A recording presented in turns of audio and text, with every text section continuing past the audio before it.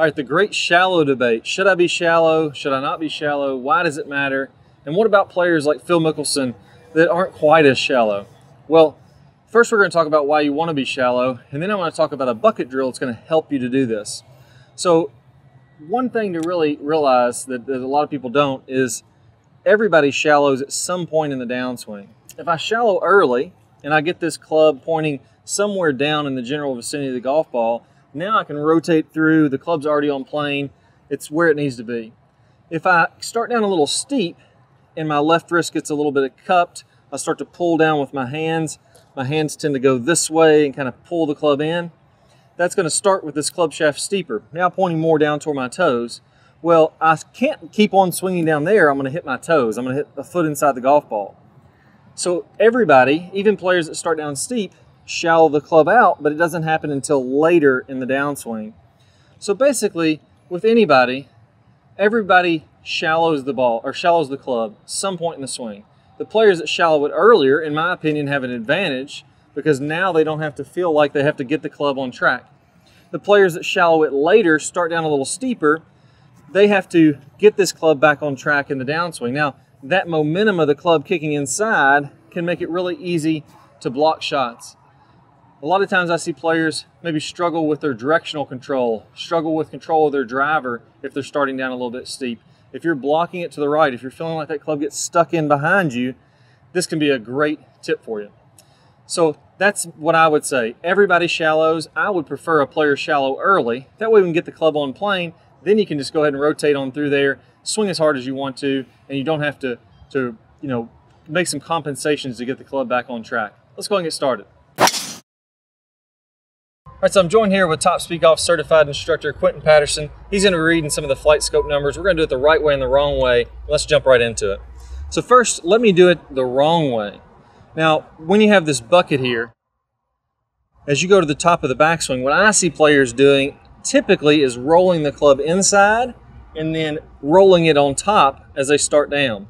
So imagine rolling the bucket this way on the backswing, rolling the bucket that way on the downswing. If you want to see what that looks like in a golf swing, it would look something like this. Dragging the club inside, and then it starts down steep with shallow late. Let me try to do that. I'll be honest with you, I'm not the best at steepening it up. I have quite a bit of shallow in my swing, so I struggle to get it really steep, but I'll do my best to try to get that bucket rolling in and then on top like that. And let's give it a whirl. Yeah, for me, I feel like, once that club starts going even a little bit this way, I completely lose control of it. Even though it didn't happen very much in that swing, it feels to me like this club face just disappears. I have no idea where it's at. I don't know if it's pointing 40 degrees to the right. I don't know if it's pointing 40 degrees to the left. So what was the numbers on that? How far did the ball go? What was the swing speed? All that on there, Q? So the ball went about 160 yards total and only about 81.7 club head speed. Yeah, so for me, when I drug that in and then got this way, I had to really slow down to get everything back on track. And that's a pattern that I see with players all the time. Now, the solution to that is on the backswing, I actually want you to feel like your hands stay this way. So if I had this bucket, you could imagine this being level. Imagine where these handle attachments are on the side.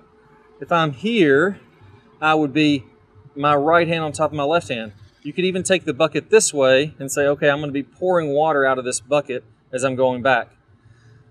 So don't do this motion to start the backswing. That's going to get it inside and it's going to want to steepen up.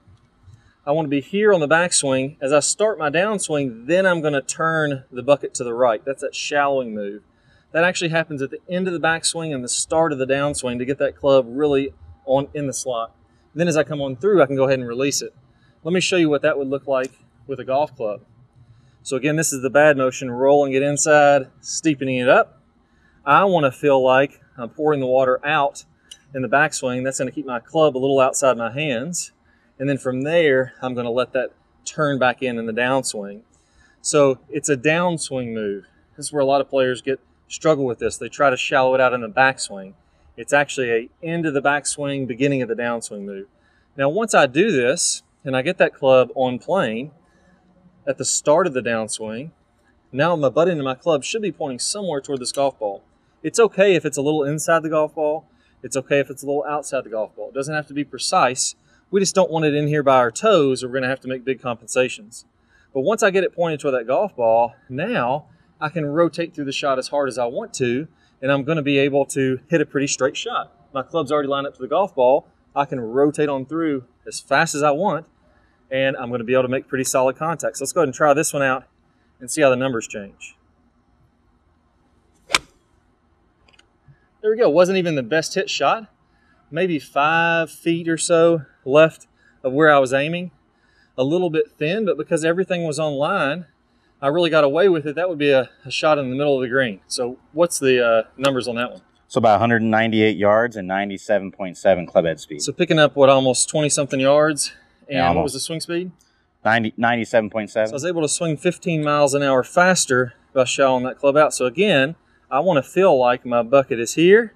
As I finish the backswing and start the downswing, the bucket is there.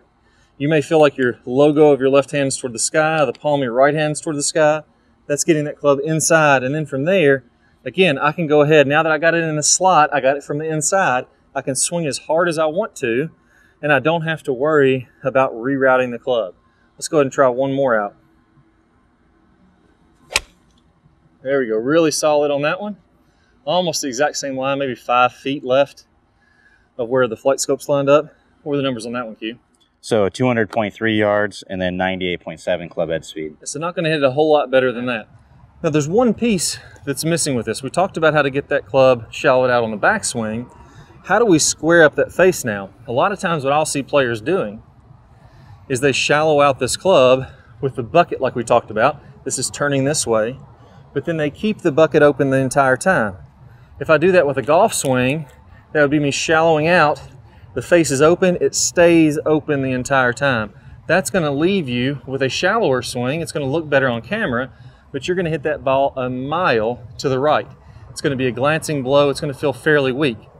I have a great drill that I'm going to play a preview of here in a second called the tennis racket drill, and I'm going to show you the way that the pros square up the club face to be able to shallow this out and get that nice tight draw day in and day out. You don't have to worry about that ball leaking to the right anymore. Like I said, you get it on plane, you learn to square up the face the right way, you can turn through it as hard as you want to, and it's going to be a nice, solid draw. I'm going to play a preview of that video here in a second. All you need to do is go ahead and click the card that pops up in the screen.